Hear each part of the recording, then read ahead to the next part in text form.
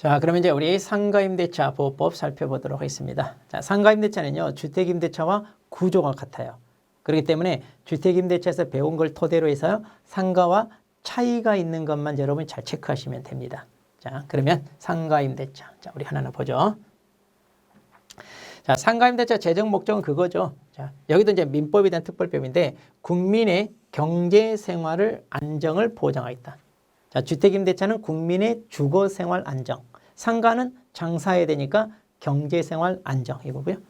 편면적 똑같아요. 임차인에게 유리하게 적용하겠다. 자, 불리한 것은 무효다. 그 얘기죠. 자, 그 다음에 적용 대상인데요. 자, 이게 이제 주택하고 조금 차이가 있는 게 있죠. 자, 상가는요. 자, 일정 금액 범위 내. 자, 일정 금액 범위 내. 그 다음에 사업자 등록의 대상이 되는 그 다음에 영업 목적 건물입니다. 그러니까 먼저 사업자 등록이 대상이 된단 말은 이거요. 적법한 건물입니다. 자, 상가는 그러니까 무허가 불법 건물 있잖아요. 이런 건 적용이 안 돼요. 자, 상가는 자 적법. 그런데 주택은 그런 거 필요 없죠. 무허가 불법 상관없이 다 적용되잖아요. 근데 상가는 안 그래. 그 다음 이거 중에 상가는 반드시 영업 목적이 있어야 돼. 영업 목적으로 임차를 해야 인정이 되지 영업 목적이 없으면 인정을 안 합니다. 그래서 우리 보통 동창회나 또는 정치인의 사무실 또 종교단체가 이렇게 뭐 하는 거 있잖아요. 이런 경우는 적용이 안 됩니다. 그런 이제 이 판례도 마찬가지입니다. 자, 상가 건물을 임차했어요. 임차했는데 자, 단순히 상품을 보관하거나 제조하거나 가공만 해요. 자, 그러면 이런 것들 지금 그러니까 공장이나 창고 같은 경우인데 여기서는 영업이 이루어지지 않잖아요. 그러니까 영업이 이루어지지 않으니까 이런 경우는 뭐예요? 상가임대 적용이 안 된다는 얘기예요. 그런데 이것과 더불어 영리 목적으로 하는 활동이 함께 이루어진다면 그때는 인정해 주겠다 이거예요. 자, 그래서 원래 상가를 빌려서 물건 만들고 보관하고 자, 이 용도만 한다면 안 될 텐데 그 옆에서 판매까지 같이 이루어진다면 영업 목적 활동이 있기 때문에 인정한다 이런 얘기요. 자, 이 판례. 그 다음 상가는요 법인에게도 원칙적으로 다 인정이 됩니다. 그러니까 상가는 어때? 장사하는 사람이나 개인 사업자도 있고 법인 사업자 있죠? 다 적용이 된다는 얘기죠. 그 다음 일시 사용을 위한 임대차가 명백하는 건 적용하지 않는다. 이건 주택은 똑같고요. 그 다음 또 등기하지 않은 전세계약에도 준용한 똑같아요. 그러니까 이것은 주택하고 같습니다. 이건 주택하고 같다. 그 다음에 이제 적용 범위인데, 자, 이게 이제 상가는 중요합니다. 상가는. 자, 지금 2019년 4월 1일 개정돼서 지금까지 이게 유지되고 있는데, 자, 상가는요, 지역별로, 자, 이 지역별로 이 금액을 넘으면 적용이 안 돼요. 자, 주택은 그런 거 없어요. 상가는 지역별로 이 금액을 넘으면 적용이 안 됩니다. 그러면 이제, 자, 이 지역별, 서울에서는 9억 이하, 그리고 과밀억제권, 자, 부산광역시가 여기로 들어간다는 거 조심하세요. 6억 9천. 그리고 이제 광역시는 5억 4천이죠. 그리고 일부 도시. 이번 33회 시험 민법에서 세종시 이것을 언급을 해서 물어본 적 있어요. 세종시. 자, 광역시로 들어간다는 거 5억 4천. 그 밖에죠. 3억 7천. 자, 근데 상가는요, 조금 외워놓는 게 좋아요. 왜냐하면 예전에 이런 거 나온 적이 있어요. 대구 광역시 어떻게 되느냐, 막 이런 식으로. 자, 그러니까 상가는 조금 이거 같이 외우세요. 자, 그래서 9억, 6억 9천, 5억 4천, 3억 7천 이렇게. 자, 그런데 이 금액은요, 어떻게 따르냐? 월 차임의 100을 곱하여 여기 합산합니다. 그래서 이걸 환산보증금 그래요. 자, 만일 예를 듭니다. 서울에서 보증금이 5억이에요. 그런데 월세가 500이 월세. 그러면 자 5억에다가 월세 500 여기에다가 100을 곱한다는 얘기예요. 이렇게 100. 그래서 더해줍니다. 그럼 이거 얼마가 돼? 이거 5억이 되잖아요. 5억. 그럼 합치니까 얼마가 돼요? 10억. 아 그러면 이 경우는 9억을 넘으니까 상가임대차법의 적용이 안 돼요. 그렇죠? 자 그래서 상가 이 금액을 따질 때 보증금에다가 자 이 보증금에다가 월세에다가 100을 곱해서 더해줍니다. 그렇게 해서 이 금액이 넘지 않아야 된다는 거. 네. 자, 그런데 이것도 중요합니다. 그러면 지역별 적용 대상 보증 금액을 초과하는 경우. 그러니까 방금 자 서울에서 보증금이 10억이에요. 자, 그러면 9억을 넘잖아요. 그럼 원래 상가임대차법이 적용이 안 되죠. 자, 안 되는데 일부 규정. 그럼 이거는 적용된다는 얘기예요. 그러니까 다 적용되지 않고 이 규정만 적용됩니다. 그래서 10억이라 하더라도 이 규정. 그래서 대항력이 있고요. 대항력. 그리고 계약 갱신 요건도 있고요. 그 다음에 권리금 횟수 보장하는 거 있고요. 그 다음 표준계약서 있고요. 3기 연체했을 때 계약 해지하는 게 있고요. 그 다음 최근에 이거 하나 신설됐어요. 자, 이거 써놓으세요. 자, 비업 뭐냐면 우리 코로나 있잖아요. 코로나 때문에 영업 제한하는 조치를 많이 받았어요. 그래서 9시까지는 문을 닫으세요. 그러다 보니까 장사하는 분들이 어때요? 영업이 안 되겠죠. 주로 이제 음식점이랄지 주류를 판매하는 식당 같은 주로 밤늦게 많이 영업이 되는데 그 바람에 도저히 장사가 안 돼서 문을 닫아야 돼. 자, 이렇게 이제 폐업을 하잖아요. 그러면 자, 임대차 기간이 아직 남아 있는데 중간에 만일 폐업을 해요. 그럼 어떻게 하느냐? 그냥 이 임대차 계약을 해지합시다라고 임대인에게 청구할 수 있어요. 그럼 이제 이렇게 해지해서 임대인에게 청구했을 때, 자, 임대인에게 도달 후 3개월이 지나면 효력을 발생하게 하는데 이게 신설되면서 여기에 들어왔어요. 이거. 자, 그래서 자, 영업 제한 조치로 인하여 계약을 해지할 때, 자, 해지할 때 그 해지 총지하는 거 있잖아요. 해지 통보하는 거. 자, 이것도 조금 이따 내용에서 이것도 살펴볼 거예요. 자, 이것도 이제 추가됐습니다. 자, 그러면 이제 이걸 어떻게 외울 거냐? 이렇게 외우세요. 자, 3대표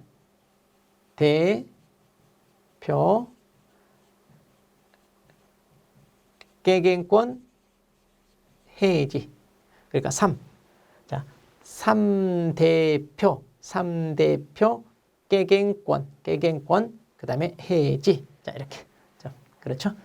자, 어쨌든, 자, 이거 이제는 6개입니다. 6개. 이거 시험에 잘 물어봅니다. 자, 이거 조심해서 꼭 기억하세요. 특히 대항력입니다. 그러니까 우선 변제 인정돼야 안 돼요. 우선 변제 이런 거 인정 안 되고요. 당연히 최우선 변제는 금액이 크니까 안 되겠죠. 그 다음에 상가는 1년 보장된다? 안 돼요. 묵시갱신 이런 거 없잖아요. 이런 거 다 여기 없는 것은 인정이 안 된다는 얘기예요. 그러니까 이건 따로 외울 게 아니라 이것만 딱 외우면 다른 조문들은 적용되지 않습니다. 또 증액할 때, 자, 20분의 1. 자, 20분의 1 이거 넘지 마세요. 이런 것도 적용이 안 됩니다. 여기는. 네. 자, 그 다음. 자, 최단 기간 보장입니다. 자, 우리 주택은 얼마예요? 주택은 2년인데 상가는 뭐다? 1년입니다. 나머지는 똑같습니다. 논리. 그 다음. 경매로 넘어가면 임차권을 소멸되는 것도 같죠. 단 보증금 전액 변제받지 못하면 대항력 있는 임차권은 소멸되지 않는다. 이것도 토시 하나 안 틀리고 똑같죠. 자, 똑같습니다. 그 다음에 계약갱신 요건입니다. 자, 여기는 좀 차이가 있어요. 자, 이거 주택하고 구분 잘하세요. 자, 여기는요. 임차인이 기간 만료 6월에서 1월이에요. 주택은 여기서 6월에서 2월이잖아요. 주택은. 자, 이게 달라요. 이게. 상가는 1월. 자, 나머지는 같고요. 그 다음에 이 거절 사유에서도 이것만 달라요. 이거. 자, 주택은 2기인데 상가는 3기입니다. 나머지는 다 같습니다. 원래 상가에 있는 것을 주택에서 가져다가 만든 거예요. 단지 이제 주택에는 자기가 실거주 목적으로 쫓아낼 수 있다고 그랬죠? 그거 하나만 여기는 없어요. 네. 자, 그 다음. 자, 그럼 여기서 이제 차이점 잘 보세요.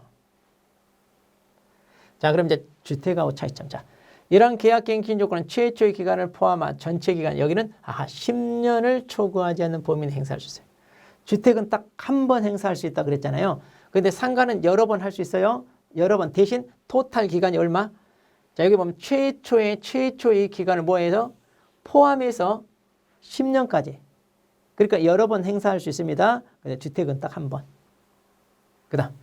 자, 전임대차와 동일한 조건으로 계약된 것으로 본다. 차임 보증금 5% 보험 증감세. 이건 주택하고 똑같습니다. 그 다음. 지역별 보증금 초과는 임대차 경신에도. 자, 우리 아까 3대표 깨갱권. 그 깨갱권이 뭐야? 그 깨갱권 이거잖아요. 계약갱신, 깨갱. 그러니까 지역별 이걸 초과하더라도 자, 이 계약갱신 요건은 행사할 수 있다는 얘기 있는데 자, 여기 보면 여기 조세 공과금 어쩌고 저쩌고 이걸 따져서 증감을 청구할 수 있다 이렇게 되는데 5% 범위 내에서 이 말이 없어요. 그러니까 여기는 5%이 제한 없이 청구할 수 있다. 이게 차이점 이게. 자, 지금 여기 보세요. 여기는 이제 원래 적용되면 5% 범위 내에 살 수 있다 이 말이 있잖아요. 그런데 지역별 이걸 초과할 때는 이 말이 없어요. 여기 보니까 5% 범위에서 이 말이 없잖아요.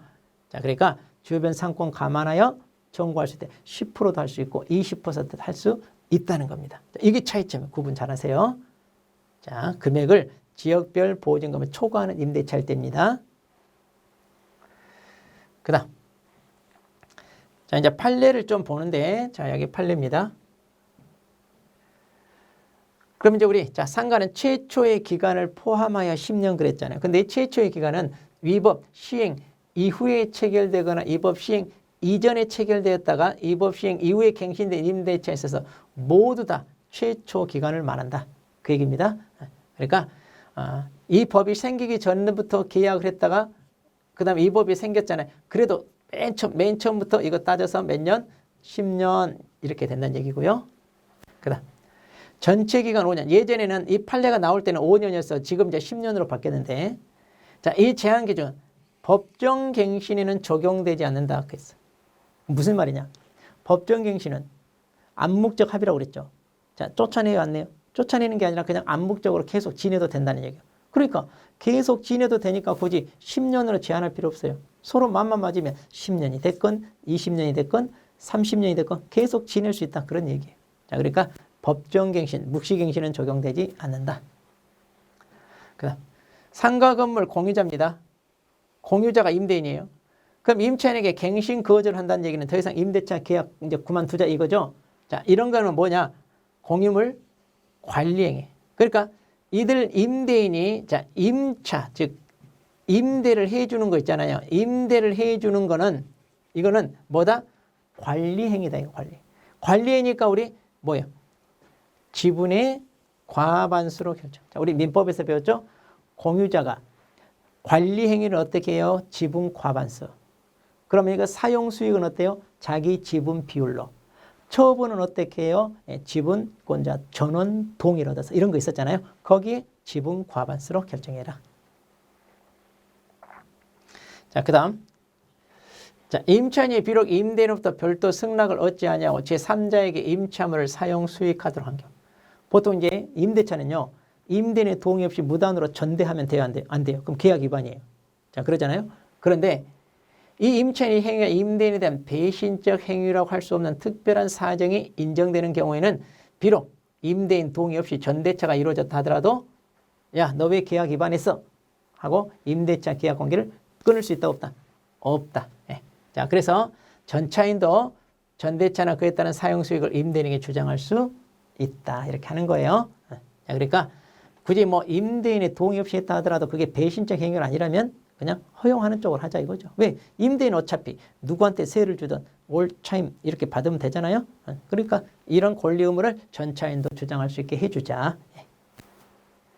그다음 임대인의 갱신 거절 통지에 정당한 거절 사유가 없어요. 자, 그러면 우리 아까 여기 8가지 있었잖아요.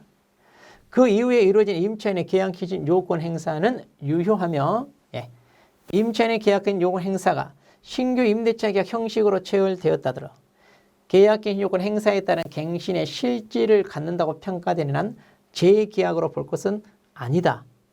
따라서 이 경우 차임 증액 제한 규정이 적용된다.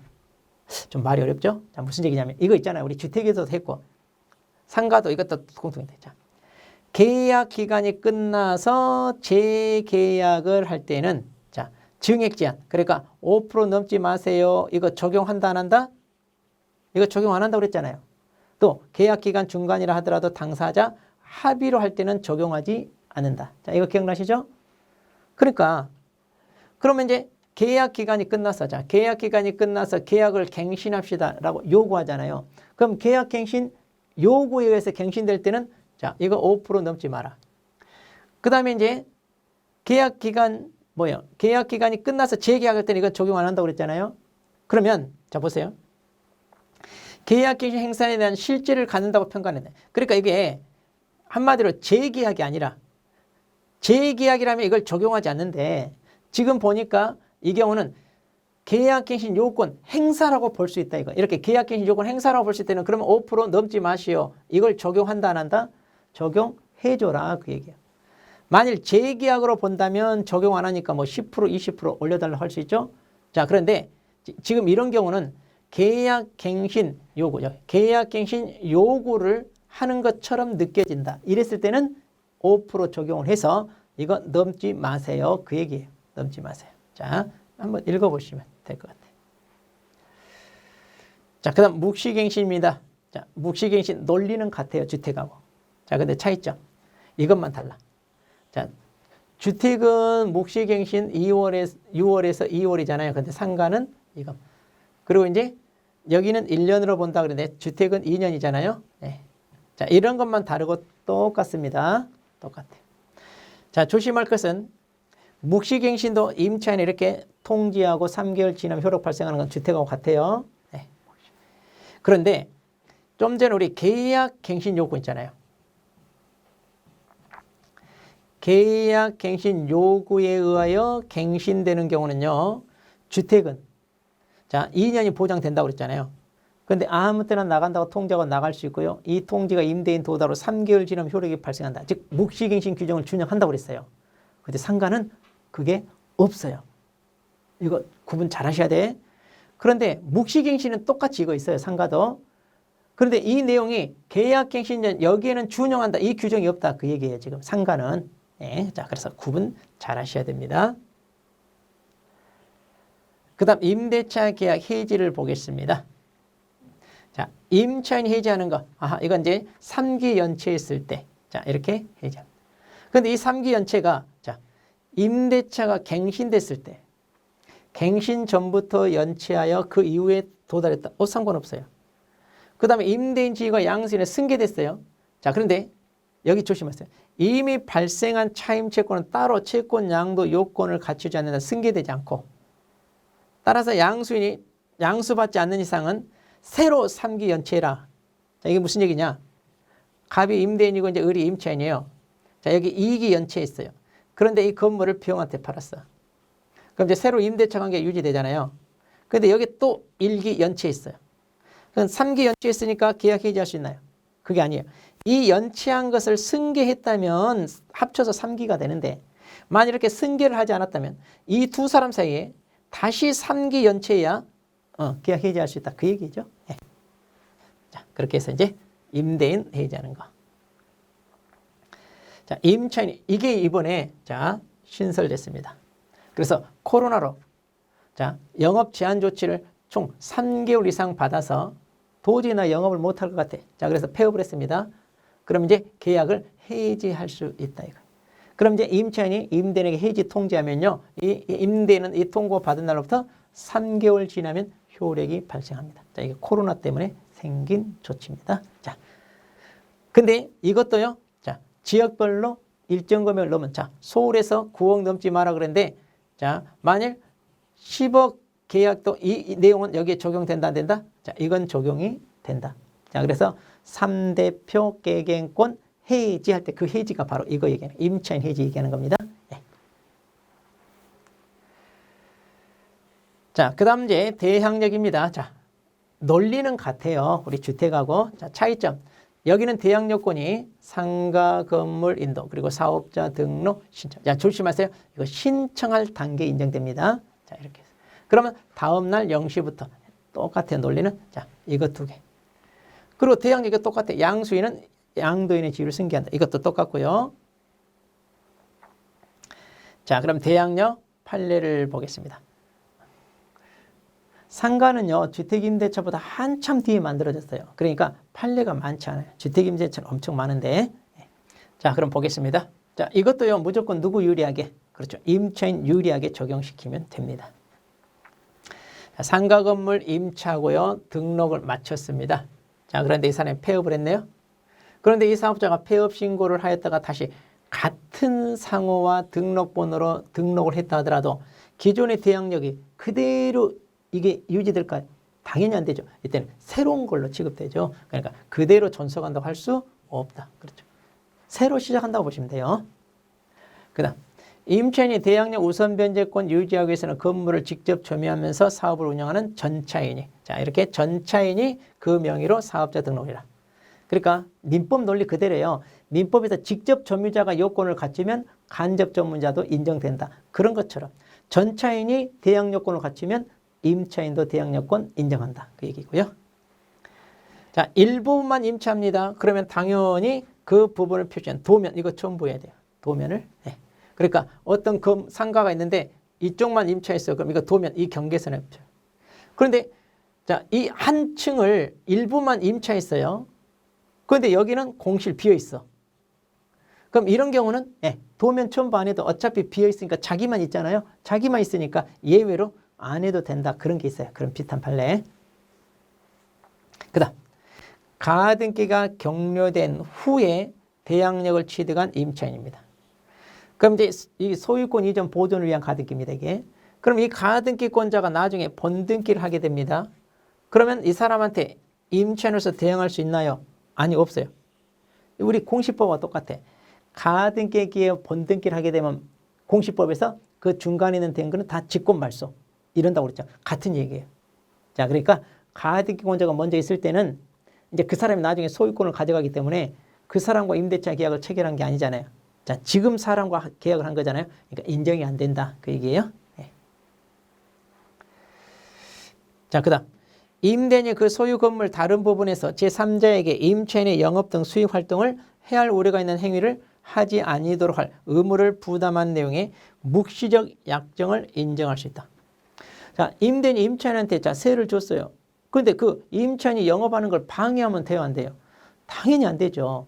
근데 그런 조건이 꼭 계약서에 명시되어 있어야 되냐? 아니요. 이런 거는 묵시적으로도 당연히 인정되는 거예요. 그러니까 임대인은 영업 방해하면 돼요, 안 돼요? 안 된다. 그 얘기죠. 예. 자, 6번. 자, 임차인이 대항력 또는 우선 변제권 취득한 후에 목적물의 소유권이 제3자에게 양도된 다음 새로운 소유자와 임차인이 종전 임대차 계약 효력을 소멸시키려는 자, 종전의 임대차 계약 효력을 소멸시키는 의도로 별도로 임대차 계약을 새로 체결했어요. 그럼 어떻게 해요? 임차인은 종전 계약을 기초로 발생했던 대항력 우선 변제권은 새로운 소유자에게 주장할 수 없다. 그렇죠. 그냥 새로 시작된다. 그게 새로. 그러니까 굳이 이럴 필요는 없는데 임차인한테 불리하잖아요. 근데 이제 임차인이 그냥 그렇게 하겠다 그러면 새로 시작한다. 그러니까 예전에 있던 그 대항력을 그대로 주장할 수 있는 게 아니다. 그 얘기죠. 네. 자, 그 다음 보증금이 있습니다. 자, 이거 주택하고 논리는 똑같아요. 자, 여기도 마찬가지입니다. 대항 요건 갖추고 확정일자 받으면 자, 우선 변제입니다. 자, 이것만 달라요. 여기는 확정일자를 어디서 받나요? 상가건물 소재지 세무서장. 주택은 확정일자 부여기관에서 여러 군데 있잖아요. 자, 그런데 여기는 세무서장. 딱 한 군데입니다. 최우선 변제는 똑같아요. 자, 최우선 변제는 논리가 똑같습니다. 자, 여기도 다 똑같아요. 다 똑같아요. 단지 이것만 달라요. 그럼 이제 최우선 변제 소액 임차 보증금과 변제금액. 자, 그러면 이거 다 외우려고 하지 마시고 서울 거 하나만 좀 기억하세요. 자, 그래서 6,500 이하일 때 2,200. 자, 주로 시험은 이거 서울 거로 나와요. 그리고 이제 이것도 마찬가지. 여러분이 살고 계신 지역이 있으면 지역에 있는 것 정도는 좀 알아두시면 그러면 좋겠네요. 네. 자, 그래서 6,500에 2,200. 자, 분쟁조정위원회도요, 주택임대차와 거의 구조가 같습니다. 자, 그래서 이거 똑같으니까 굳이 너무 외우려고 하지 마시고요. 예. 그 다음, 표준계약서입니다. 자, 여기도 똑같습니다. 법무부 장관이 국장과 협의해서 해요. 자, 이것도 어디까지나 권장이니까 꼭 따르는 건 아니고요. 자, 그 다음. 자, 이제 여기서부터는 주택하고 차이점만 체크하세요. 차이점. 자, 차이점.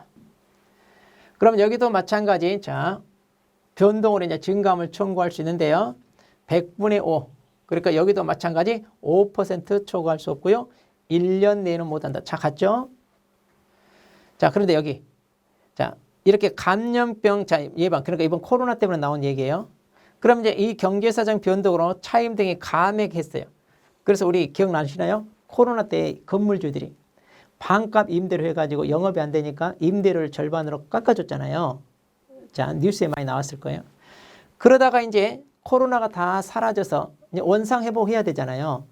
그러면 절반 50% 이렇게 DC 깎아줬는데 코로나가 사라져서 이제 다시 원상으로 하려면 원래대로 50% 더 올려받아야 되잖아요. 자, 그럼 그때 5% 이거 넘지 마라 이러면 될까요, 안 될까요? 자, 코로나 때문에 무려 50% DC해 줬어요. 코로나가 사라져서 다시 원래대로 50% 이렇게 돌려받아야 되는데 야, 5% 넘지 마라고 했으니까 5% 넘지 마. 이렇게 주장할 수 있다 없다? 그건 안 된다는 얘기예요. 그러니까 이때는 이거 제한 규정을 적용하지 않는다. 그러니까 이제 원래대로 원상 복귀할 때는 그때는 적용하지 않는다. 그런 얘기입니다. 자, 근데 이제 이것도 코로나 시기의 일시적인 내용이라 그렇게 막 시험에 나오거나 그러진 않아요. 참고만 이렇게 알아해 두세요. 자, 그 다음에 보증금 월차임 전환 시 산정률 제한입니다. 자, 주택하고 차이점. 주택은 연 뭐예요? 주택은 연 10%였죠? 여기는 15%. 그리고 한국은행 공시기준금리 4.5배를 여기는 곱하라고 그랬어요. 자, 주택은 뭐라고 그랬어요? 2%를 여기는 더한다 그랬잖아요. 근데 여기는 곱합니다. 그렇게 해서 이제 낮은 비율 곱한 걸 넘지 마라. 차이점 이거 두 개만 딱 기억하세요. 주택하고 차이점. 그 다음에 전대차 준용입니다. 자, 전대차 준용. 자, 이건 무슨 얘기냐?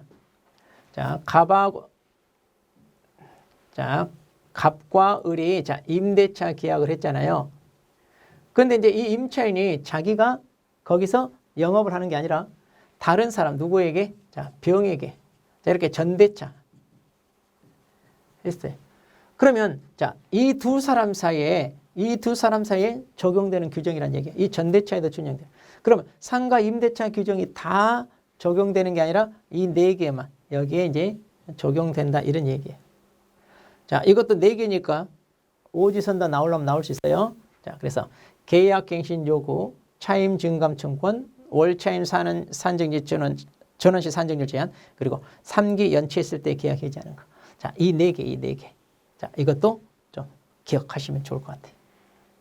그 다음, 임대인의 동의를 받고 전대차 계약. 자, 이렇게 이제 임대인 동의를 받고 전대차 계약을 했어요. 그랬을 때 전차인은 임차인의 계약갱신 요건 행사 기간 이내에 임차인을 대위하여 임대인의 계약갱신 요건 행사할 수 있다. 이거 시험에 아주 잘 나온 법조문입니다. 그러니까 이거예요. 자, 그럼 이제 이 둘 사이에 자, 계약갱신 요건 행사할 수 있잖아요. 그렇게 하다 보면 이제 최대 몇 년까지 보장받아요? 10년. 자, 그럼 최대 10년까지 보장받아요. 그럼 이제 이 사람이 이렇게 또 전대차를 했을 때 그럼 이 전차인도요. 어느 정도 10년까지 보장을 받고 영업을 하는 게 좋잖아요. 근데 이 임차인이 이걸 신경을 안 쓰네. 그러면 이제 이 사람도 영업을 못 할 수 있죠. 자, 그래서 이 사람이 손 놓고 있으면 이 전차인이 임차인을 대신해서 이 임대인에게 뭐 할 수 있다? 계약을 갱신합시다 라고 이걸 주장할 수 있다. 자, 그 다음에 권리금 보입니다. 자, 이제 이거 상가에만 있는 중요한 거죠. 네, 자, 권리금이 이제 뭐예요? 이제 이거 한번 이제 이런 영업상 노하우, 무형의 재산적 가치에 대해서 이제 돈을 주고 사고 팔고 하는 거 있잖아요. 네, 자, 이걸 말하는데 읽어보시고. 이 권리금 계약은 신규 임차인이 되려는 자가 임차인에게 지급하기로 하는 계약. 그러니까 이제 자, 갑이 임대인이고 을이 임차인이야. 자, 그럼 이 임차인 이제 나가고 싶어요. 그럼 이제 새로 들어온 신규 임차인 있잖아요. 이제 이 사람한테 이렇게 받기로 하는 계약 있죠? 그게 이제 권리금 계약. 자, 그러면 이 권리금 규정, 이 보호받는 거, 이게 이제 제외된단 말은 여기서는 적용하지 않는다 이 말이에요. 적용하지. 자, 어떤 경우냐? 유통산업발전법에 따른 대규모 점포나 준대규모 점포. 그러니까 이제 백화점이나 우리 이마트, 홈플러스 있잖아요. 이런 데는 적용이 안 돼요. 이런 데는. 왜냐하면 자, 거기에 입점해 있는 상가는요. 자기가 영업을 잘해서 사람들이 찾아와요. 그럼 그 아파트나 홈플러스 이 브랜드 보고 찾아와요. 그렇죠. 그 브랜드 보고 찾아오잖아요. 자기 영업 잘해서 찾아오는 게 아니라. 그러니까 이런 데는 없다. 이거예요. 자, 그런데 여기 전통시장은 네, 이때는 인정해 줍니다. 전통시장은 우리 맛집이라고 소문되면 사람들이 막 몰려오잖아요. 줄 서 있고. 그러니까 이런 데는 인정해 주자 이거죠. 그 다음 상가 건물이 국유재산이나 공유재산일 때는 또 인정을 안 해요. 자, 예를 들면 자, 서울역 한번 봐봐요. 서울역에 보면 거기 영업하는 가게 굉장히 많잖아요. 자, 그럼 권리금이 있다 없다? 없다는 얘기예요. 왜냐? 그들이 영업을 잘해서 사람들이 몰려오는 게 아니라 서울역을 이용하겠다는 그 사람들이 오는 거지 자기네들 영업 전략 때문에 오는 게 아니다 이거예요. 자, 그래서 국유나 이렇게 공유재산에 입점한다. 그러니까 이제 시청 건물에 들어가 있는 뭐 카페랄지 또는 이런 데 있잖아요. 지하철역이랄지 이런 데는 없다. 권리금 없다. 그 얘기. 그 다음 권리금 평가. 그럼 누가? 예. 국장이 권리금에 대한 감정평가 이런 거에 대해서 기준을 고시할 수 있다. 국장이 주로 관리해야 합니다. 자, 그 다음. 이제 권리금 회수 기회 보험. 이게 이제 중요해요. 그럼 이제 이렇게 임차인이, 자, 신규 임차인으로부터 받을 수 있는 권리금 있잖아요. 그거 방해하지 마라 이거예요. 너 방해하지 마라. 그렇게 해서, 자, 임대차 기간이 끝나기 6개월 전부터 임대차 종료 시까지. 자, 방해하지 마라. 방해. 그럼 이제 이런 게 이제 방해거든요. 그럼 이거 외워야 됩니까? 아니, 안 외워도 돼요. 안 외워도 이게 방해라는 거야. 자, 신규 임차인이 되려는 자에게 권리금을 요구하거나. 그러니까 자, 갑이 임대인이고 이제 을이 임차인이야. 자, 이제 이 사람이 나가잖아요. 그럼 이제 신규 임차인 비용이 들어오잖아요. 근데 이 신규 임차인한테 야, 이 권리금 나한테 줘. 이러면 안 되잖아요. 두 번째. 또 신규 임차인이 되려는 자에게 임차인의 권리금 주지 마. 야, 이거 이렇게 권리금 주지 마. 이거 주지 마. 이렇게. 이게 방해죠. 그 다음. 신규 임차인이 되려는 자에게 현재의 고액의 차임 보증금을 요구하는 거. 그럼 이제 이 사람이 임대인과 계약을 하고 이제 들어와야 임차인이 나가잖아요. 근데 이 계약을 안 해. 터무니없이 보증금을 많이 요구해. 그럼 들어오겠어요? 그러니까 이것도 일종의 방해죠. 그 다음. 그 밖에 정당한 사유 없이 신규 임차인과 계약 체결을 안 해. 그러니까 이제 이 사람이 들어오겠다고 계약을 해야 되는데, 저 철물 좀 하고 싶어요. 에이, 내 건물 가치 떨어지니까 싫어. 식당 하고 싶어요. 아, 내 건물 음식 냄새 나는 거 싫어. 저 중개사무소 내고 싶은데요. 아, 나 중개사들 꼴 보기 싫어. 이런 식으로 이유도 없이 거절해. 그러면 계약을 해요, 못 해? 계약을 못 해. 들어올 수가 없어. 그러니까 기간 끝나니 갈 수 없이 나가. 나가니까 다 돼. 식당도 되고 뭣도 되고 들어오세요. 그래서 대신 권리금 나한테 주세요. 이렇게 뺏어가는 거예요. 자, 이런 거 하지 말아야지. 자, 안 해도 할 수 있어요. 그런데 이거. 다음에 임대인의 거절 사유에 해당하는 사유가 있는 경우는 그러하잖아요. 그럼 여기 임대인 거절 사유가 뭐냐면 우리 계약 갱신 요구했을 때 거절 사유 8개 있잖아요. 3기 연체했다. 뭐 이렇게 뭐 그런 거 있잖아요. 또는 전부 또는 일부가 훼손되나 어쩌나. 자, 그런 거절 사유 얘기하는. 그러면 이건 거절 사유 정당하게 인정되는 거니까 이때는 계약을 거절하더라도 방해도 아니다. 이건 아니다는 얘기. 자, 그 얘기입니다, 이게. 그다음 임대인의 임대차 계약 거절 정당한 사유. 자, 이렇게 이제 정당한 사유도 없이 계약을 체결을 거절하면 안 되잖아요. 그런데 이건 정당한 사유가 되는 거예요, 이거. 어떤 경우냐? 4가지. 신규 임차인이 되려는 자가 보증금이나 차임을 지급할 자력이 없어. 아, 보증금 월세도 제대로 못 낼 사람하고 계약하겠어요? 당연히 안 하죠. 이건 정당한 사유. 또 신규 임차인이 임차인으로서 의무를 위반할 우려가 있다. 당연히 안 하겠죠? 그 다음 임대차 목적 건물 상가를 무려 1년 6개월. 그러니까 임대인이 그동안 1년 6개월 동안 영업 용도로 사용하지 않았어요. 그러니까 이런 경우는 세를 주겠다는 게 의지가 없잖아요. 그러니까 이런 경우는 아니다 이 말. 그 다음에 임대인이 선택한 신규 임차인. 이제 잘 들어야 돼요. 임대인이 선택한 신규 임차인이 임차인과 권리금 계약을 체결하고 권리금을 지급했을 때. 그러니까 보통 이제 이 사람 임차인 나가고 새로운 사람이 이렇게 들어오잖아요. 그럼 보통 이 두 사람 사이에 이제 서로 합의가 있잖아요. 권리금에 대해서. 그러면 이제 임차인은요, 이 사람이 들어오겠다고 하네요 하고 이제 임대인한테 소개해서 이제 둘 사람이 계약이 체결되거든요. 그런데 그게 아니라 임대인이 이 새로운 사람을 데려왔어. 그리고 이 사람하고 당신 임대차 아니 그 권리금 계약하라고 이거 권리금 받고 나가세요 했어요. 그럼 권리금 받았어요, 안 받았어요? 권리금을 받았잖아요. 그러니까 방해한 거예요, 안 한 거예요? 안 한 거예요. 자, 그러니까 임대인이 새로운 신규 임차인 데리고 와서 권리금 받게 해도 된다 그 얘기예요. 자, 그러니까 이거는 방해가 아니다. 자, 그다음. 그럼 이제 이렇게 권리금 못 받게 방해했을 때 손해배상을 해야 돼요. 그런데 이때 손해배상. 자, 신규 임차인이 임차인에게 지급하기로 한 권리금과 임대차 종료 당시 권리금 중 자, 여기 낮은 금액을 넘지 못합니다. 낮은 금액. 그러니까 현 시세를 반영한다는 얘기예요. 맨 처음에 들어왔던 그런 걸 감안해서. 그러니까 이거죠. 자, 갑이 임대인이고 을이 임차인이고 이제 신규 임차인인데 자, 이 사람은 권리금을 자, 2천만 원 주고 들어왔어요. 그런데 코로나 때문에 영업이 뚝 떨어가지고 이 사람한테 권리금 자, 1,000만 원 받기로 했어요. 그러면 이제 권리금 못 받게 방해했으면 손해배상을 얼마로 해라? 높은 금액, 낮은 금액? 네. 현재 받기로 이걸 손해배상해라.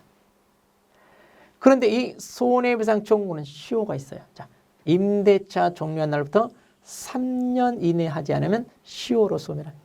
그러니까 3년 내에 청구를 해야 됩니다.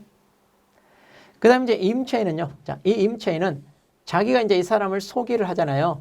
그럼 이제 이 신규 임차인에 대한 정보, 이거 제공해라. 이제 이런 얘기고요. 자, 그 다음. 이 두 사람 사이에 이제 권리금 계약서를 쓸 때는, 자, 표준 권리금 계약서입니다. 누가? 국토부 장관이. 자, 그러면 잘 들으세요. 주택이나 상가, 표준 임대차. 자, 표준 임대차 계약도 있었잖아요. 표준 임대차 계약서. 그럼 표준 임대차 계약서는 누가? 이거는 법무부 장관이에요. 법무부 장관이 이제 국장과 협의해요. 그런데 표준 권리금 계약서는 누가? 국장이에요. 헷갈리지 않게 구분하세요. 그럼 간단히 뭐냐? 권리금. 표준 권리금 계약서니까 국토부 장관이죠. 그러니까 같은 기억자 돌림 이렇게 외우시면 돼요. 기억자 돌림 이러면 덜 헷갈립니다. 자, 이렇게 해서 이제 우리가 권리금까지 해서 상가 임대차 다 정리를 해 보았습니다. 그럼 문제로 한번 다시 점검해 보죠.